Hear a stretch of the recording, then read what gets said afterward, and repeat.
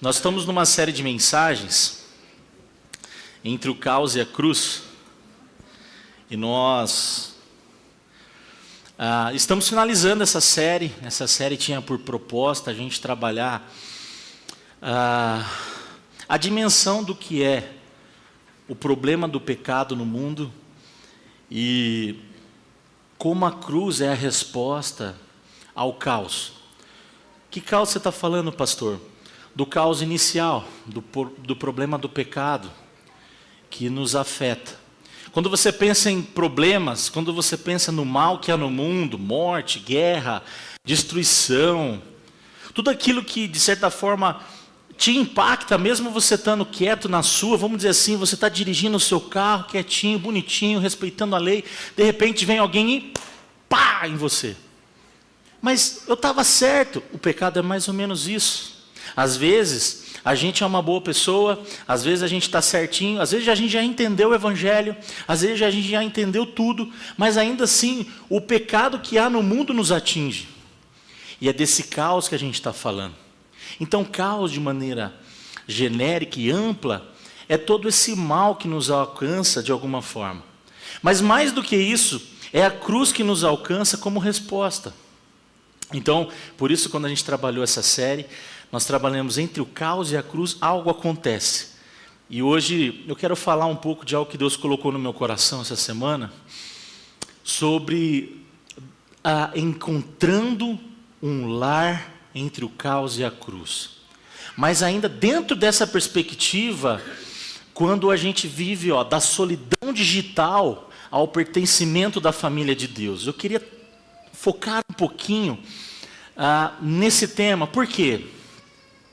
Eu tenho visto, essa semana inclusive, a gente teve no congresso, no centro de treinamento, de pastores, plantadores de igreja, a gente chama de congresso do CTPI, que é uma conferência onde mais de 1000 pastores estão lá e a gente é treinado a lidar e assim, equipado também, a gente renova a mente, a visão, e foi muito bom inclusive. O Rodolfo esteve comigo na terça, o Nelson, que acabou de ser recebido, esteve comigo, eu o convidei, ele foi, e o Tiago esteve na quinta comigo. Então os três foram e estiveram junto comigo, e a gente teve um tempo muito bom. E o tema, que foi muito legal, porque o tema tem muito a ver do que a gente falou há pouco tempo atrás, no Family Matters, e também muito do que a gente falou nessa série, que é fazer discípulos de todas as gerações. E muito que a gente ouviu ali, um tema que ficou no meu coração de falar hoje, tem a ver com esse problema da solidão digital. Muitas pessoas, e a gente percebeu conversando, e nos temas que foram conversados e abordados, que tanto a geração Z, o pessoal mais jovem, como pessoas mais idosas, mais velhas, estão se perdendo dentro do mundo digital, e por conta até do digital e da internet, enfim, a gente está conectado com muita gente, mas mesmo assim ainda a gente vê muita gente solitária, sozinha. Ou seja, os muitos seguidores e amigos não necessariamente significa que a gente está bem, que a gente não está sozinho, que a gente não se sinta só. E por isso da solidão digital ao pertencimento, porque nós precisamos parar para pensar nisso. Tem muita gente sozinha entre nós. E não se engane, a geração mais solitária é a geração Z, a geração adolescente e jovem. E eu vou mostrar algumas coisas para a gente trabalhar. Mas então nós vamos trabalhar um pouco nisso, nesse tema de solidão. Você já se sentiu sozinho? Mesmo rodeado por muita gente? Eu já me senti sozinho.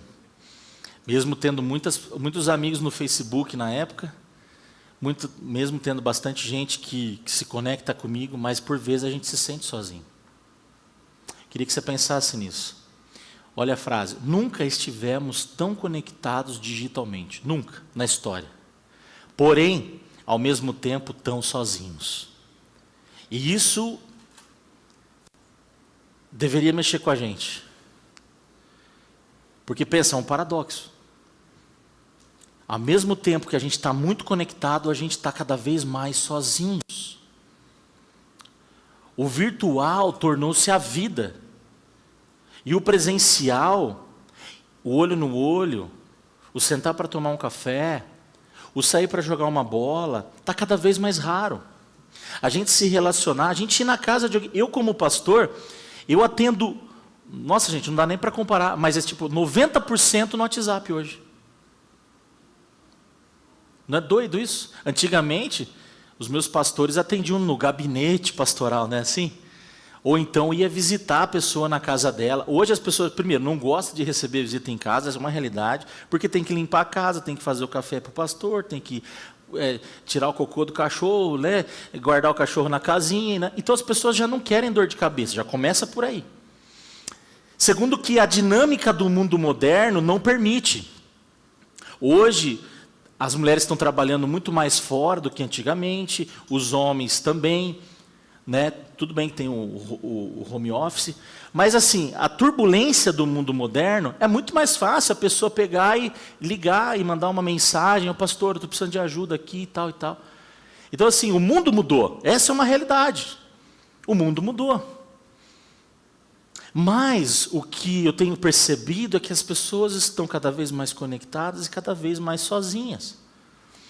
E eu, esses dias, né, eu estava pensando justamente nesse tema. Né? Você já sentiu aquela solidão mesmo estando cercado de gente online? Olha só isso aqui. A geração Baby Boomer, 58 mais aí. Não precisa levantar a mão, não quero expor ninguém. Você que sabe a sua idade, tá bom? Fica tranquilo. Por que Baby Boomer? Porque boom é bomba, então nenês, pessoas que nasceram a partir da guerra, Segunda Guerra. Então é por isso que é chamado de Baby Boomers. Então 58 mais aí. Eles sentem solidão? Sim. Mas olha só, em torno aí de uma média de 18%, até 20%, frequentemente solitários. Às vezes, já sobe o número, até 32%, e raramente 50%. Ali tem a fonte ali. A geração X, um pouquinho mais nova, dos 42 aí, também, está vendo que parece? 18%, cai um pouco às vezes, uma geração... Por quê? Eu vejo isso também como uma geração que não teve muito esse lance do conectado, né? Do online, está conhecendo agora. E ó, até 65% não sente solidão, é interessante isso. O pessoal mais velho é mais tranquilo. Olha, a geração X, né, na pontuação ali na fonte do CBS, que foi um estudo que o pessoal fez, a geração X obteve uma pontuação de 45% na escala de 20 a 80 ali. A geração Y, que é a minha geração, de 28 a 41 anos, também, ó, parecido, 18%, às vezes 35%, e de 45% a 65% raramente. Mas olha lá, a pontuação foi 45, numa escala de 20 a 80. Agora, o que assusta, a geração Z assusta um pouco. Ela foi a que mais teve a pontuação de solidão. De 10 a 15% frequente, de 30 a 40 às vezes, então aumenta, e raramente a metade também. Mas a gente vai ver que ela teve a maior pontuação. Só que a gente tem que lembrar o seguinte, a geração Y e Z é a maioria vivente hoje. Metade do Brasil está nessa geração, e no mundo. A geração Baby Boomer e X, muita gente já faleceu, então a quantidade de pessoas nessas gerações são menores. A grande maioria é Y e Z. E se a Z está solitária, significa que ainda mais essa geração representa um mundo solitário. Quero que você pense um pouco nisso. quero destacar esse estudo, né, que a gente viu aí, do Cigna, sobre a solidão. 46% dos adultos americanos relataram sentir-se solitários, às vezes ou sempre. E a gente percebeu que isso repete um pouco, né? Então, para pensar. Metade das pessoas estão se sentindo solitárias, com uma predominância na geração Z. E tudo por conta do digital. Ali está como a amostra foi feita, né? Foram 20 mil adultos, 18 anos ou mais, né? Então, ali tem um método, enfim, só para você que gosta de um pouco mais de precisão. E o que eles estão definindo como solidão? Ali, ó, sensação de estar sozinho, ou falta de conexão. Mas eles não estão conectados? E aí que está o paradoxo. Conectados, mas desconectados socialmente. Conectados virtualmente, mas desconectados do mundo. E a gente percebe que uma das causas maiores, por exemplo, da geração Y, da geração Z, a Y trabalha muito a questão do propósito, performance. E a gente vê, por exemplo, gente da minha idade, um pouco para cima, um pouco para baixo, desesperado por fazer dinheiro, por ser alguém, crise de meia-idade, quer performar, e é burnout, ansiedade, coisa do tipo. Porque quer ser, quer produzir, e a todo custo, e eu esqueço do resto, eu esqueço até da minha família, e quanto mais de Deus. E a geração Z que está crescendo, é identidade. Há uma crise enorme de identidade nos adolescentes e nos jovens. Crise de identidade. Por quê? É tanto virtualismo que não tem lastro, que eu não procuro mais meus pais, que eu não procuro mais pessoas que poderiam me ajudar a me entender, me compreender. Mas também há um estudo de que essa geração está buscando mais a Deus do que a geração Y. Só que o problema que eu vejo, que deveria ser a solução, é que a gente que está vivendo aqui, que estamos pastoreando, que estamos tocando, que estamos trabalhando, que temos filhos pequenos, nós não estamos dando atenção a essa geração mais nova. Eles sabem aonde buscar, mas não estão encontrando aonde deveriam encontrar. E isso é preocupante porque dessa dor que a gente tem, da solidão, de forma geral, a gente não se pastoreia, a gente está se perdendo. 47% relatam-se sentir excluídos. Apenas metade dos americanos no estudo tem interações sociais presenciais diariamente. Metade das pessoas não tem conversas longas com amigos, tempos com a família. E isso, obviamente, reflete no globo como um todo. E onde entra o impacto disso? Olha só, a solidão está ligada a diabetes, doenças cardíacas, depressão, abuso de substâncias diversas, álcool, drogas, entre outras coisas, diminuição da qualidade de vida, por consequência, e pode, de fato, aumentar o risco de morte precoce. E a gente está na geração da ansiedade. Nunca se teve tanta ansiedade. Não só isso, o suicídio tem aumentado demais, e principalmente entre jovens e adolescentes, por conta da solidão. E aí entra o nosso papel. E algo para a gente pensar de forma muito séria hoje é: a solidão mata. A solidão mata. Você precisa pertencer. E quando a gente vê pessoas querendo pertencer e agora pertencendo, a gente de fato bate palma. Porque é o desafio que nós precisamos ter.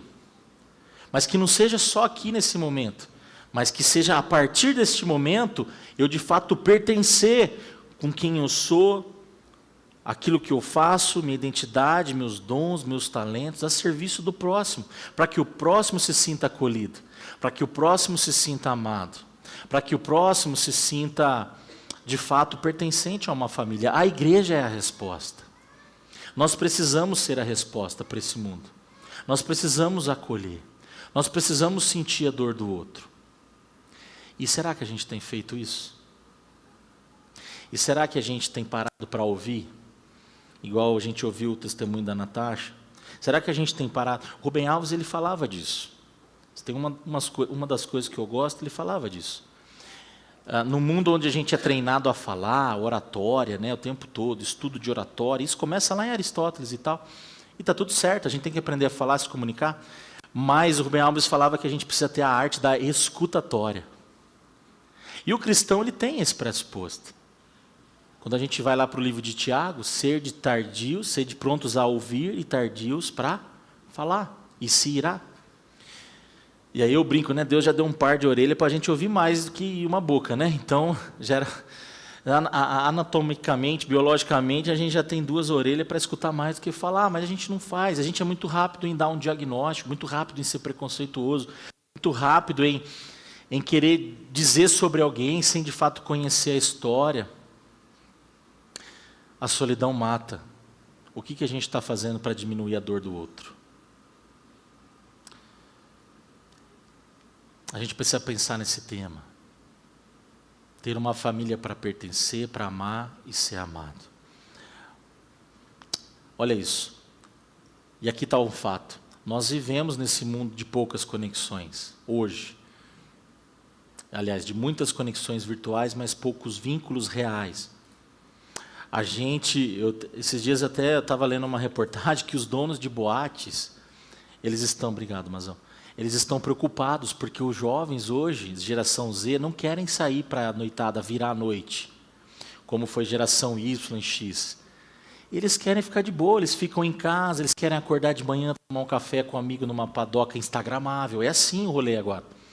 Então não tem mais esse negócio de virar à noite, em rave. Tem ainda, tem, mas está diminuindo. E a gente tem criança aqui, né? Mas diminuiu até a imoralidade, se é que vocês estão me entendendo. Diminuiu por conta do virtualismo. Não está tendo mais relação, entende o que eu estou dizendo? Diminuiu. Só que aumentou na pornografia, no consumo de vídeos, no digital. E isso é muito louco, quando a gente para pensar, fala, no mundo está totalmente perdido.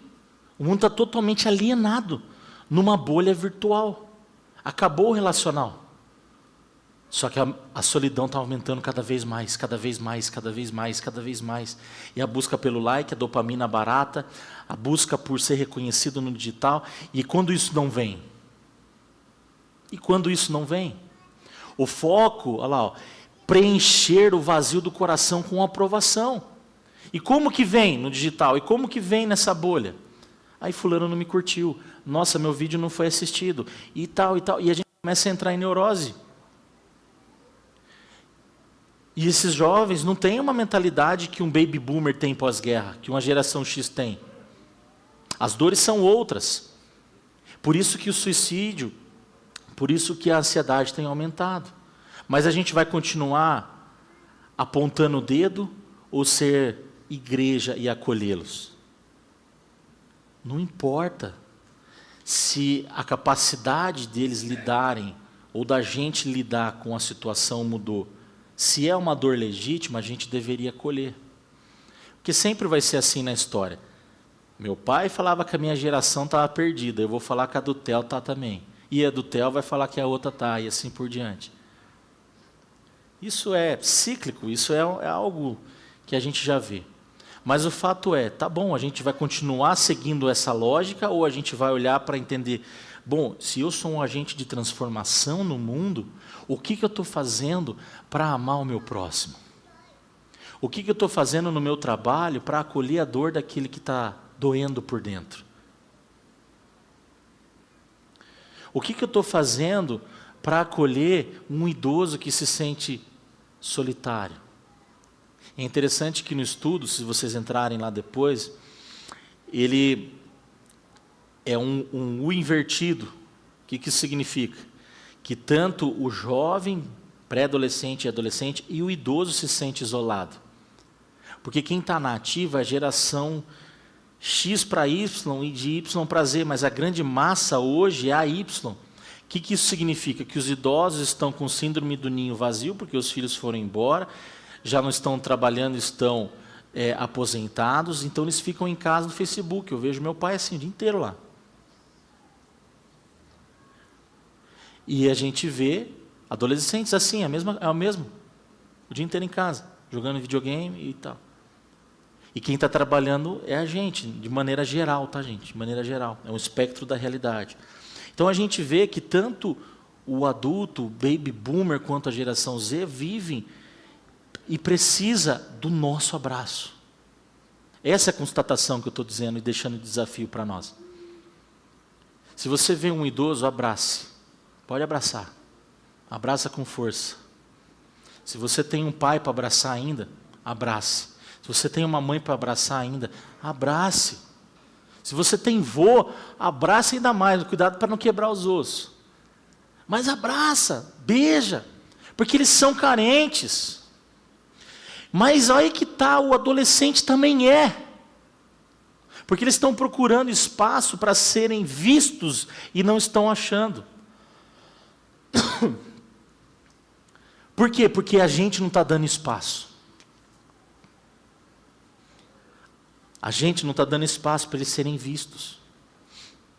E aí quando a gente faz algo assim, um acampamento diferente, alguns vão se escandalizar. Nossa, pastor, mas que ficção, um negócio assim, diferente. Eles assistem. Estão por dentro de tudo. E a gente usa disso como ponte para apresentar o Evangelho. Então a gente precisa abrir a mente e parar de separar o sacro do mundo real, porque a gente também, quando a gente era, eu lembro quando era pequeno, meu pai assistiu o Rambo na minha frente, bomba caindo para todo lado, ele nunca parou para me falar que estava morrendo um monte de gente ali na guerra ali. E a gente assistia, e era o que tinha. Hoje são séries e séries, e é o que eles assistem, e se a gente não parar para perceber o que eles estão vendo, o que eles estão fazendo, né, como eles estão vivendo, a gente não consegue se conectar. Eu estou trazendo aqui algo bem macro, mas no fundo, são tentativas humanas de buscar aprovação e fugir da solidão. Aí o pai que é geração Y, tem a geração alfa, que é nenê, aí lasca desenho na criança. Piorou. Imagina o que não vai virar. A Bíblia chama isso de idolatria. A busca de identidade e pertencimento fora de Deus. Quando a gente busca resolver pela nossa própria força, buscando as nossas próprias estratégias, é aí que a gente erra. Aí a pessoa não consegue pertencer, ou para pertencer, ela precisa ir para um bar, sentar com um monte de gente que bebe, fica alcoólatra, chega em casa, bate na mulher, mas ali ele é aceito. Você entende que no fundo, aquele homem que trabalhou e agora ele só quer ser e ter alguém para ouvir as dores dele, do trabalho, do chefe que brigou com ele, então ele senta no boteco, abre uma escola, fica ali, joga uma sinuca, e alguém está ouvindo ele, não a gente. Só que a geração Y é chique. Nós vamos para barzinho, não é boteca, é barzinho. Então a gente senta lá e a gente vê aquela galera comendo uns negócios diferentes e tal, e senta no Outback, no Maré, sei lá onde quer que seja. Mas é diferente, agora é chique, agora é barzinho. Mas é a mesma coisa, na geração Baby Boom era boteco, era o boteco do Zé. E era a mesma coisa. Só que é uma galera que está buscando pertencer, porque a gente não está ouvindo, porque a gente não está amando. E o que vai ser da geração Z? Vão procurar algumas coisas. Alguma forma eles vão pensar para resolver o problema. E o virtualismo está sendo isso. Então a gente tem que ficar de olho e ajudá-los. Resultado: vivemos como estrangeiros em nossa própria vida.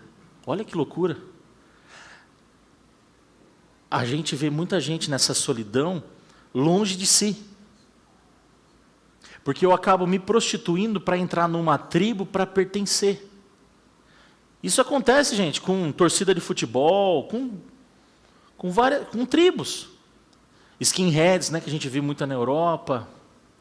E aí, tribos, porque as pessoas, isso acontece com a comunidade LGBT, porque as pessoas, elas se ouvem, elas conseguem alguém, pares, para ouvir a dor do coração, porque a igreja não está ouvindo, nós não estamos fazendo o nosso papel. E é por isso que vai se formando tribos aqui, tribos ali, tribos urbanas, pessoas que ouvem a própria dor. E o virtualismo não deixa de ser uma tribo, só que é uma falsa sensação de pertencimento. Estrangeiros da própria vida. Mas olha o que Efésios vai dizer. Em Cristo já não somos estrangeiros. Poxa, tudo mudou. Essa é a proposta que nós temos que viver e ensinar. Em Cristo já não somos estrangeiros, mas membros da família de Deus. Você consegue perceber que a família, não sou eu que estou dizendo, Paulo está dizendo, família de Deus. Nós somos uma família, é por isso que nós chamamos um ao outro de irmãos. Não é careta falar, ô meu irmão. Não, nós somos irmãos, nós temos um pai. E se a gente negar essa nossa essência, a gente começa a se perder. Olha só, em Cristo já não somos estrangeiros, mas membros da família de Deus. O pecado nos afastou e iludiu, por exemplo, hoje com o digital. Mas o que nos aproxima, de novo, é a cruz, o pertencimento, a família de Deus. Você consegue entender isso? O presencial, o tete a tete, um grupo pequeno. Ouvimos muito, né, Tiago? Faça churrasco. E o movimento começou assim, né? Churrasco. Convide alguém para ir na sua casa. Faça um bolo para alguém. Vai fazer alguma coisa juntos. De quinta à noite, 9 horas da noite, o pessoal joga bola, camisa 10. Vai lá, você gosta de jogar bola. Procura o Natan, Estevão, Branco. De terça-feira o pessoal joga vôlei também, procura a Laís, a Daia, o Nelson. Sabe, a gente precisa se conectar. E por isso que eu falo que cada vez mais, entre nós, precisa ter isso. Você tem filho pequeno? Traga no jiu-jitsu, fale com o Léo, com a Dani. Tem toda segunda-feira aqui, a partir dos 6 anos de idade, traga o seu filho para cá. Então, gente, a gente precisa ter mais estratégias para a gente se conectar cada vez mais. Então, vamos pensar um pouco nessa carta. Paulo vai escrever para um contexto multiétnico. Éfeso era uma cidade multifacetada, de pluralidade, de pessoas, multicultural. E tinha uma divisão entre judeus e entre gentios, aquele que não era judeu, né? Todo tipo de gente.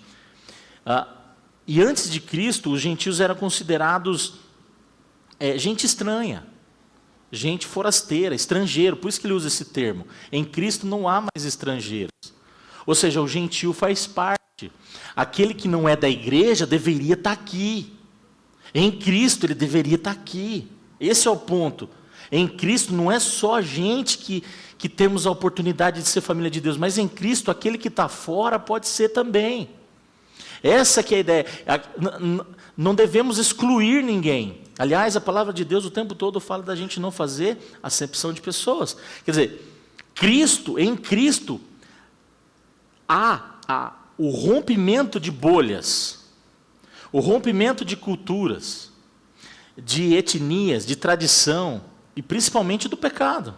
Em Cristo, nós temos uma conexão novamente com o Pai, e por isso nós somos irmãos, como eu falei. Nós precisamos pensar nisso. A dor que nós enfrentamos hoje é que aqueles que não eram judeus eram estrangeiros, né, desse povo. Muitos de nós hoje, nesse lance de sermos estrangeiros, nos sentimos sozinhos, nos sentimos longe, nos sentimos um peixe fora d'água.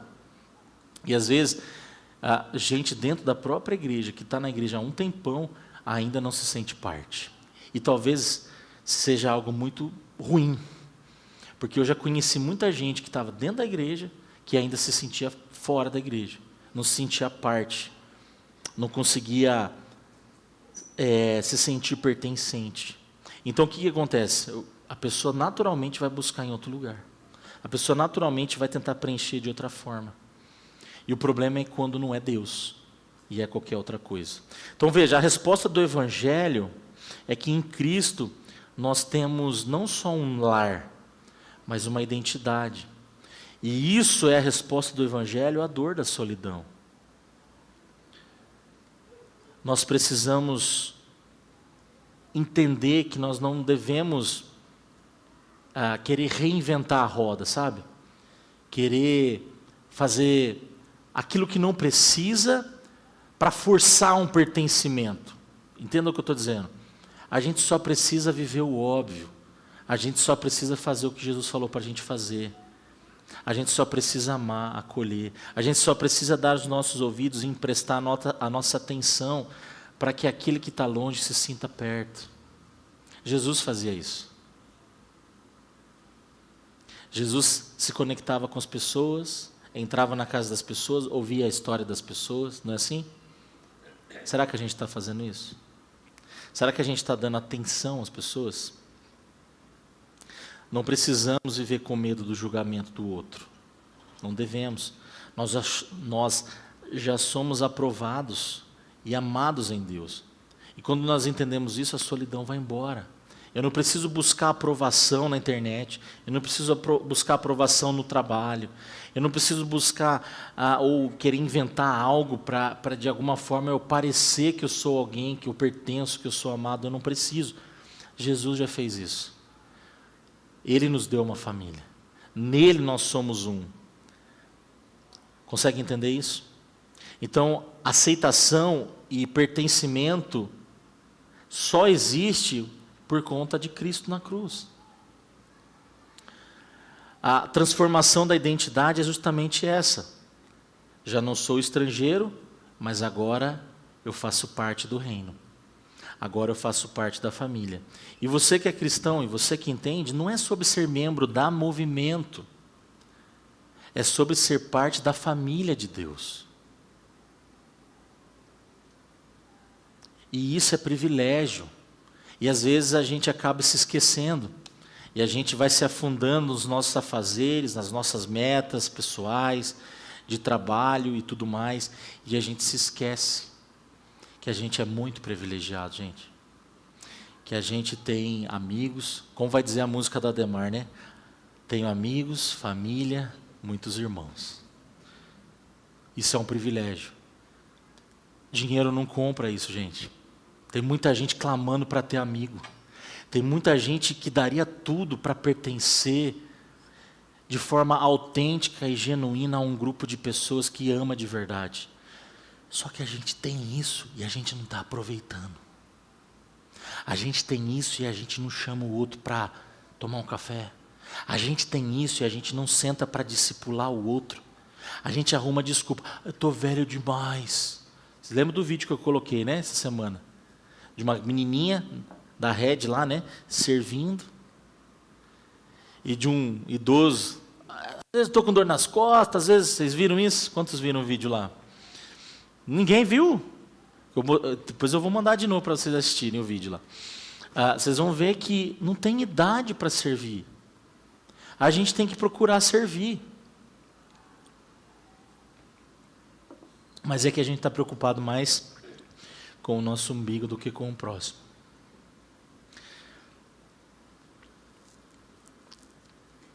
Mas vamos pensar aqui para a gente finalizar.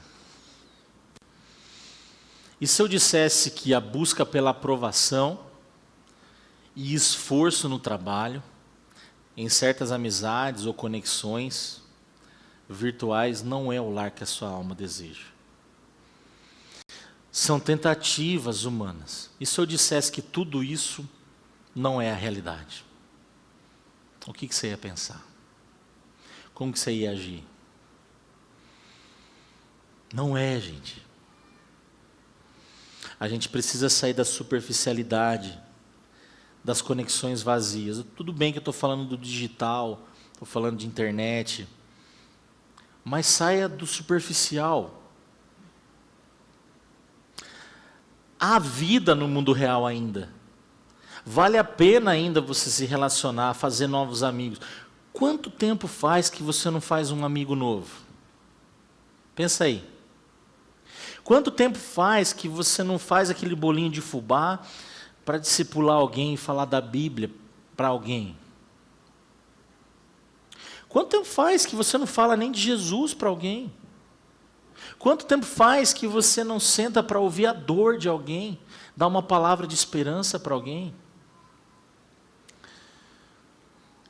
Se não for a gente, quem será? Se não for eu e você, quem será?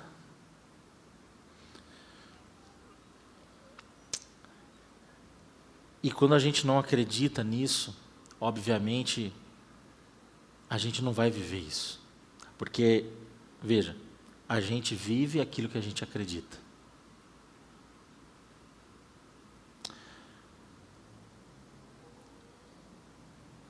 E aí a gente começa a buscar aprovação no trabalho. A gente acha que a gente é alguém por conta do ciclo de amizade que a gente tem, ou seja, o network, relacionamentos.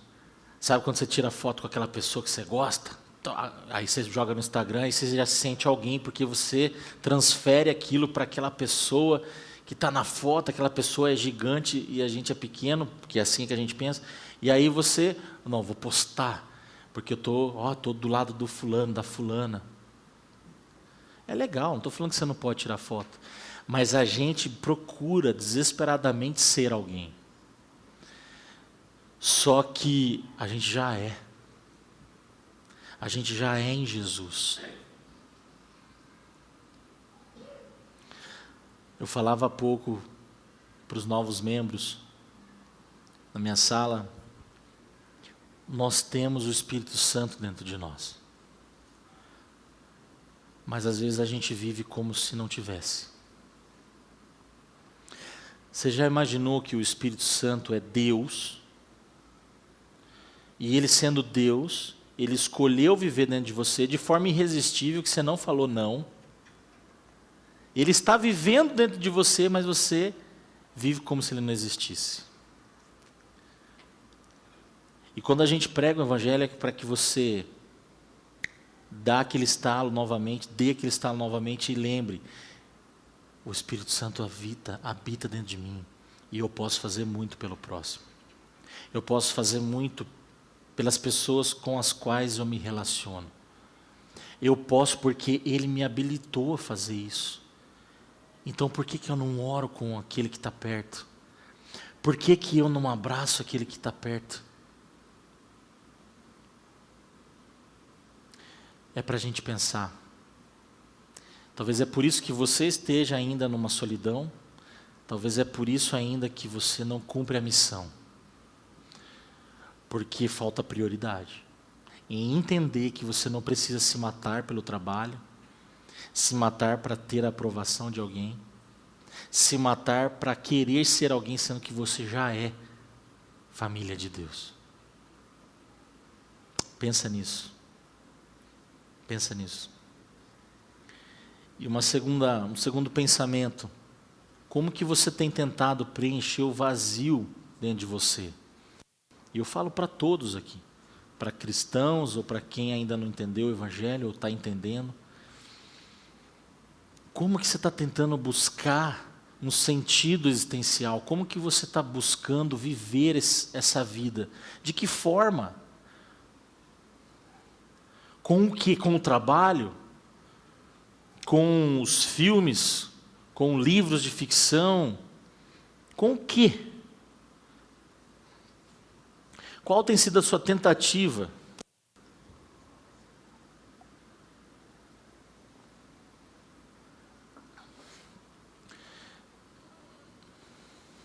Porque às vezes a gente está buscando e não encontra. Por quê? C.S. Lewis já falou isso, né? Porque no fundo o nosso anseio é pelo céu. Porque no fundo eu vou buscar em todos os lugares e eu nunca vou encontrar. Há algo em nós que só Cristo pode preencher. Há um vazio em nós que só o Senhor pode preencher. E você pode entender isso se você se entregar ao Senhor, se você de fato colocar o teu coração. Pensa nisso aqui, ó. A igreja de Cristo é um convite, é um pedacinho do céu, para encontrar pertencimento na história, de uma família que já é eterna. Olha o que eu estou dizendo, olha o que eu estou propondo. Quando você faz parte do corpo de Cristo, não é algo temporal mais, porque daqui nós estaremos juntos na eternidade. O corpo de Cristo, a família de Deus, já é eterna aqui. Quando você faz parte da noiva de Cristo, você já está pertencendo eternamente a Ele. É muito mais do que algo que vai passar. Nós estaremos juntos, porque é isso que Ele prometeu. Você consegue perceber como isso é grande? Como é maravilhoso a comunhão? Como é bom pertencer ao outro que pensa igual e que pensa em adorar o mesmo Deus, que pensa em transformar a realidade de pessoas, que pensa em juntos fazer a obra, servir, cuidar, amar. Não passe despercebidos por entender que você pode e você é família de Deus. Começando na sua casa, com o seu cônjuge, com o teu filho. A igreja, na sequência, pessoas, amigos. Você precisa pertencer. E não pertencer, olha o que eu vou dizer, só no falar. Porque a gente chama isso de nominalismo. Quando eu digo, mas eu não vivo. Ou eu falo só da boca para fora. Viva o teu melhor. Não adianta você esperar o máximo de um pertencimento se você faz mínimo. Se você faz o mínimo. Não adianta você querer ser amado ao máximo se você ama pouco. É uma contrapartida. Paulo vai ensinar isso, não é? Aquilo que você planta, você colhe. Se você planta pouco amor, você vai receber pouco amor.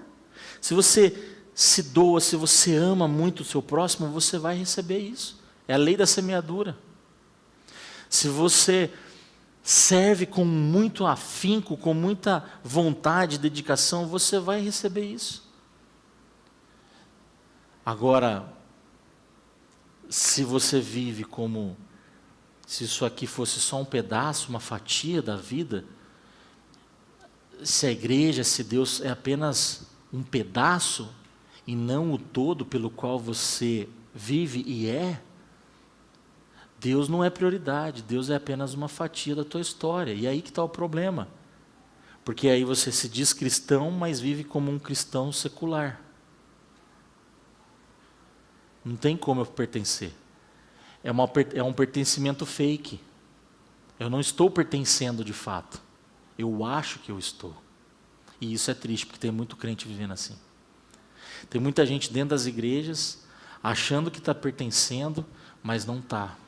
E por isso continua, olha como vai linkando, e por isso continua sentindo-se isolado. É a contrapartida, é os dois lados. Eu também me predisponho, eu também quero ter a disposição, e também quem está dentro também precisa abrir espaço, como eu falava da geração Z. Então pensa nisso, gente. A gente precisa ter a predisposição de acolher quem está chegando, mas também quem está chegando, dê um passo à frente. Olha, estou aqui, estou me apresentando, quero me recrutar, não é assim? Ou você acha que o exército sai batendo na tua porta para falar, ó, entra aqui, vamos. Não, você se apresenta, você fala o curso que você quer fazer, você se alista para tal faculdade, você vai fazer o vestibular, você procura o médico. Ah, na igreja não. A pessoa tem que ter uma bola de cristal para achar, entender do que você gosta, do que você pensa. Não, também dá um passinho. Se os dois lados se mexerem, a gente se conecta. Se os dois lados tiverem iniciativa, o mundo é melhor. Se todo mundo se mexe, todo mundo ganha. Então precisa ter também, eu falo que essa meia culpa e essa meia solução dos dois lados. É importante a gente ter essa consciência de se mexer, se movimentar. Pensa nisso. Portanto, a igreja, gente, é um lugar para se pertencer. É mais do que uma tribo. É o corpo de Cristo que já reina, que já vive eternamente. Isso é teológico, mas isso também é prático. você vai fazer amigos, você vai conhecer histórias, você vai ter o privilégio de conhecer mais a Deus olhando para o teu próximo. Não porque ele é perfeito, mas porque ele tem uma história verdadeira com Jesus. Não é sobre sermos perfeitos, é sobre sermos fiéis e obedientes. É sobre isso.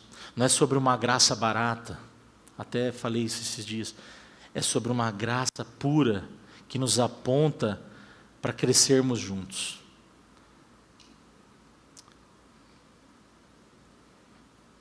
E eu quero orar por você. E eu quero que você pense em alguém.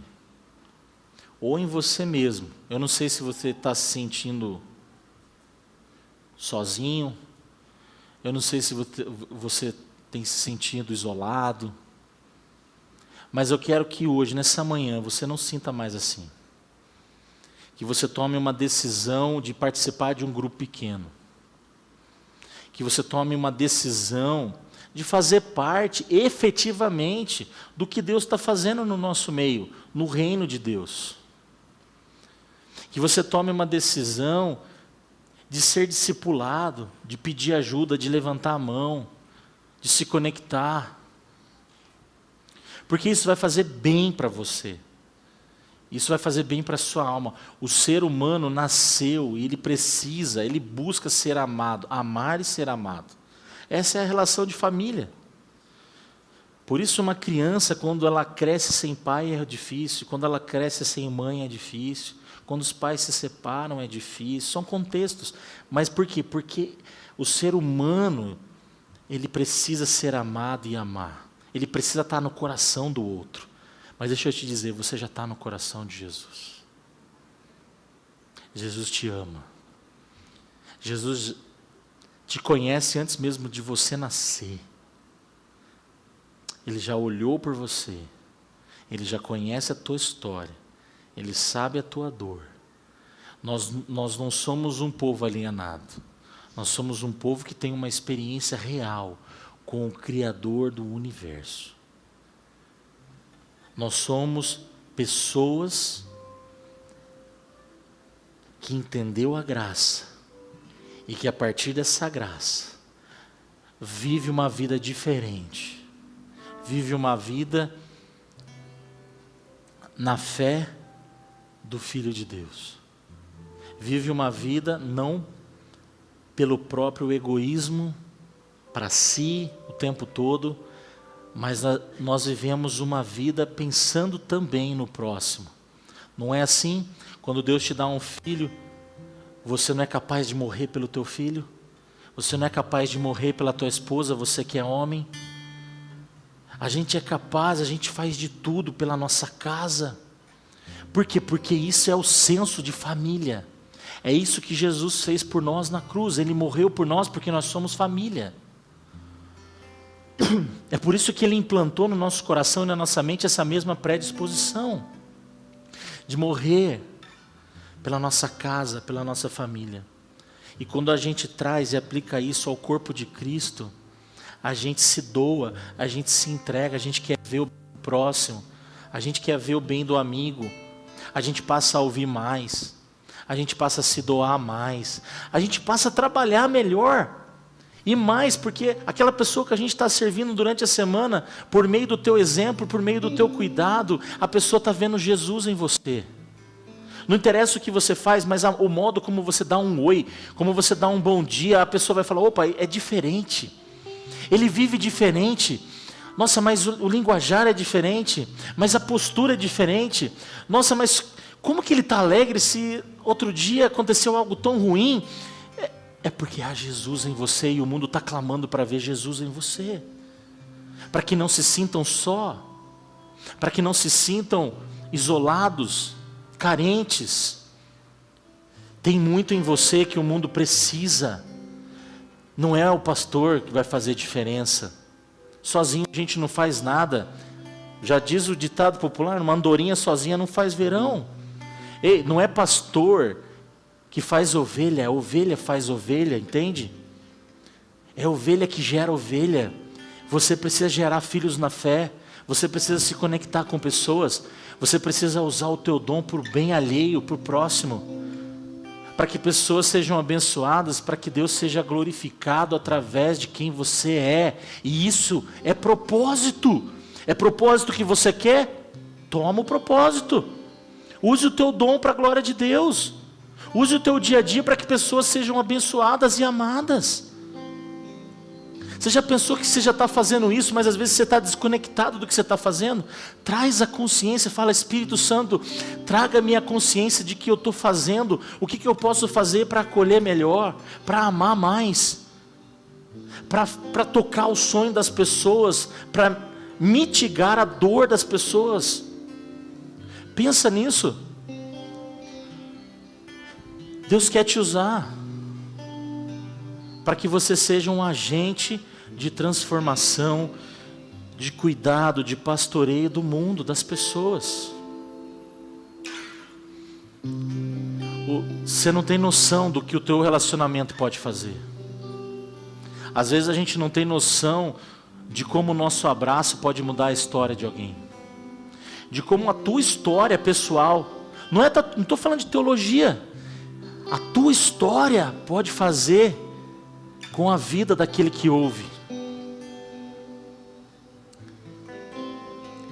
Não desperdice o seu tempo, não desperdice a tua história, não desperdice o teu dom, o teu talento, não desperdice tudo que você já fez, tudo que você já viveu, a tua história.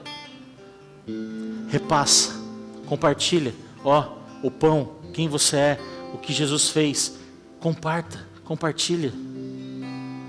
O mundo está esperando você. É assim que eles vão conhecer Jesus.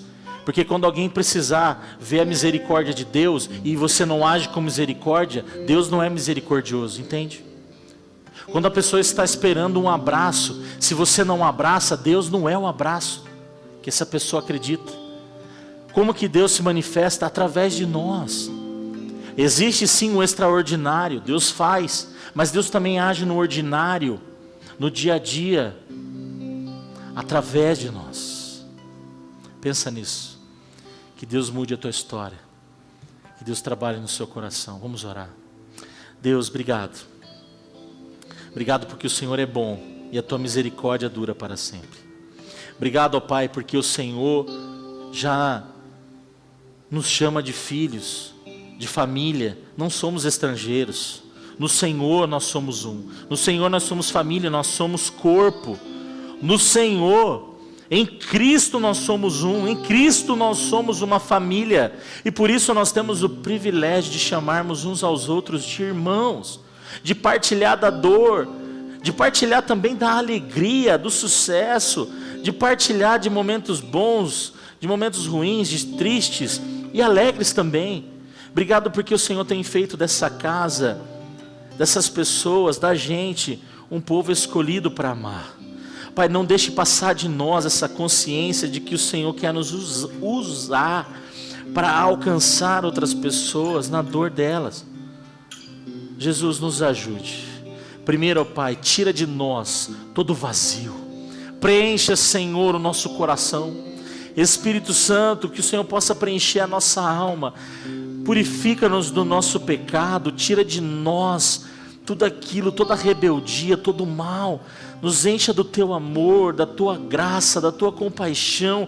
Preenche a nossa vida, a nossa história agora. Cada um de nós está aqui nessa manhã, para que então, cheios do Senhor, transbordando de quem o Senhor é, nós possamos alcançar o próximo, possamos alcançar aquele que trabalha com a gente, aquele que nós nos relacionamos na segunda-feira, na quarta, na quinta, enfim, pessoas do dia a dia, o nosso vizinho, o nosso chefe, o nosso funcionário. Que nós sejamos pessoas amáveis, que nós representemos a Cristo, que nós sejamos cristãos. Cristãos basta, não precisa de mais nada. Sermos cristãos basta, sermos filhos de Deus basta. Por isso nos dê-nos essa consciência, ó Pai, de que fomos alcançados para alcançar. É o que nós pedimos, crentes que em Ti nós somos pertencentes da família de Deus. Que nós oramos e agradecemos no nome de Jesus. Amém. Amém. Você precisa pertencer e você já pertence. Fiquemos de pé, vamos cantar mais uma canção.